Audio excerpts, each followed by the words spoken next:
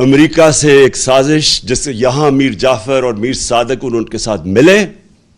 اس کے بعد انہوں نے پلان کیا ہماری گورنمنٹ گرانے کا.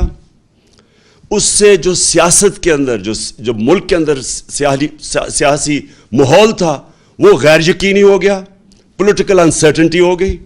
اس کا افیکٹ پڑا معیشت کے اوپر. میں نے جا کے نیوٹرلز کو میں نے ان کو سمجھایا کہ دیکھیں اگر یہ سازش ہو رہی ہے بڑا اچھا آپ نیوٹرل رہیں, لیکن یہ جو سازش ہو رہی ہے اگر اس وقت گورنمنٹ کو گرا دیا گیا اس سازش کے تحت تو یہ ان سے سنبھالا نہیں جائے گا. ہم نے بڑی مشکل سے یہاں تک آئے ہیں.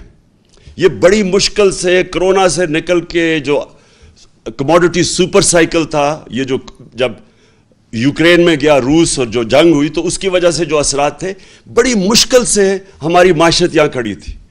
تو میں نے تب ان کو بتایا, پھر شوکت ترین کو کہا کہ ان کو بتاؤ کہ یہ وقت نہیں ہے اس ملک کے اندر یہ سازش کو کامیاب ہونے دینے, کیونکہ اس کا ڈائریکٹ اثر پڑے گا ہماری معیشت کے اوپر. اور مجھے افسوس سے کہنا پڑتا ہے کہ وہ ٹائم تھا کہ اس سازش کو ناکام کرنے کا, کیونکہ ہمیں پتا تھا کہ نہ ان لوگوں کے پاس قابلیت ہے, نہ ان کے پاس اہلیت ہے, اور ان کا مقصد ہی آنے کا کچھ اور ہے.